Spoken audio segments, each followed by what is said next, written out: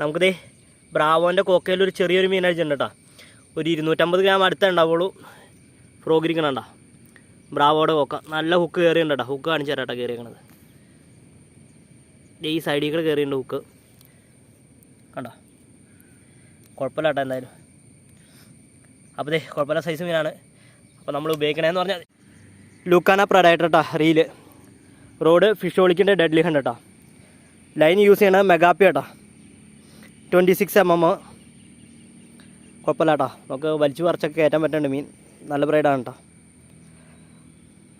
ദേ ഈ ഒരു മീനെ കണ്ട വണ്ടേ സൈസ് ഉണ്ട് കേട്ടോ മീൻ. 1/2 കിലോ അടുത്ത് എന്തായാലും ഉണ്ടാവും. നല്ല സൈസ് ഉണ്ടേ. കൊല്ലിലിട്ട് അങ്ങനെ മഴയായതുകൊണ്ട് വീഡിയോ എടുത്തില്ല കേട്ടോ. ഇതാണ് നമുക്ക് ആദ്യം കിട്ടിയ മീൻ. ഇത് ചെറിയ മീൻ ഉണ്ടാകും. രണ്ടാമത് കിട്ടിയ മീൻ കേട്ടോ. അപ്പോൾ കുഴപ്പമില്ല കേട്ടോ. നമുക്ക് കാസ്റ്റിങ് തുടങ്ങാം. വിലയും കിട്ടുമെന്ന് നോക്കട്ടെ. ബ്രാവോൻ്റെ കോക്കോയിൽ മൂന്നാമത്തെ മീൻ കേട്ടോ. ചെറിയ സൈസ് വരാനുള്ളൂ. ഒരു 250 ഗ്രാം ഉണ്ടാവുള്ളൂ കേട്ടോ. വേണ്ട അവൻ്റെ ചുണ്ടൊക്കെ തുളഞ്ഞു വന്നിട്ടുണ്ട്. ഇത് മുക്കിരിക്കണം കേട്ടോ. കുഴപ്പമില്ല കേട്ടോ. നമുക്ക് എടുത്തിട്ടേക്കാം. നമുക്കണ്ട് കാസ്റ്റിങ് തൊട്ടല കേട്ടോ.